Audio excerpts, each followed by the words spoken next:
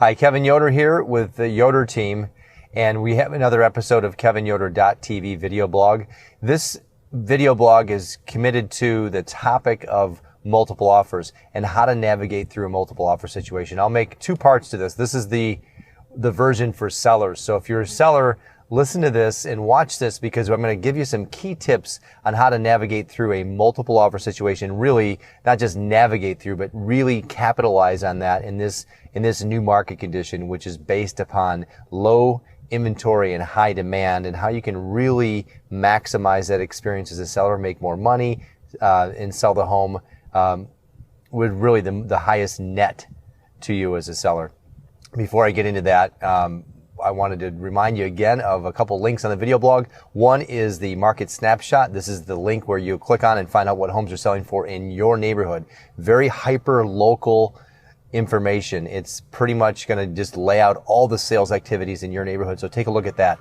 Secondly, there's a link for a free home search. If you are looking for a home, click on that link. It'll also identify everything that's out there on the MLS. It's a direct tie to that. So all the homes that I have access to as an agent, you'll also have access to as a buyer or potential buyer or someone who's just curious. Go there to look for real estate. The other one is find out what your home is worth, and the market evaluation link. If you want no more clarity on that or wanted to really narrow down a number, give me a call and I'll give you that information. No problem.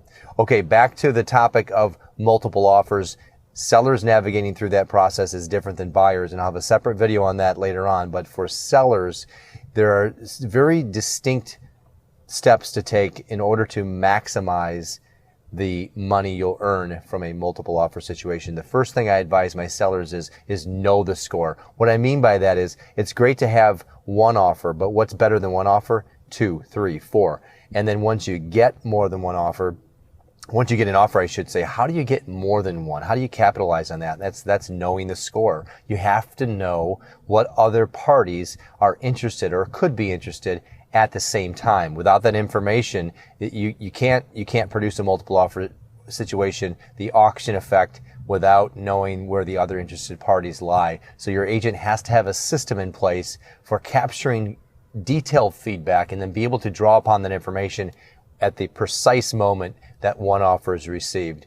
Secondly, your agent must have a way to use that information to your advantage. So be able to quickly assimilate, gather the information, update all parties that are interested in order to make it happen seamlessly. Because you could have one, and it should not seamlessly, but really simultaneously, because you have one buyer that could be interested in your home on a Monday and someone else on a Friday. But if these buyers looked at your home on different days and have somewhat of an interest, when an offer is received, you've got to create that sense of immediacy. There is that sense of urgency that's involved with a multiple offer situation, and you have to bring these people together and have them make a decision now, because now is the time. And without a system in place, it's challenging to do. And you may be able to get one other offer on the table, but we're talking about really maximizing. Maximizing meaning getting 3, 4, possibly 5 offers. And then your agent finally has to have the heart of a fiduciary, someone that's looking out for your best interests, putting your interest above the interests of all others, including their own.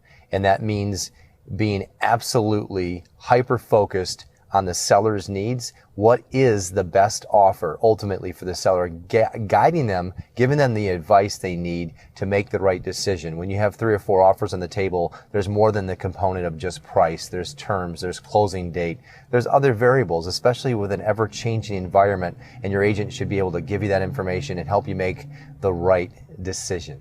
Hopefully this is helpful. Stay tuned for the next video we'll do on how to navigate through as a buyer, the pitfalls you can run into, how to get your offer accepted, and we'll go into that. So thanks for tuning in to another episode of KevinYoder.tv. Until next time, take care.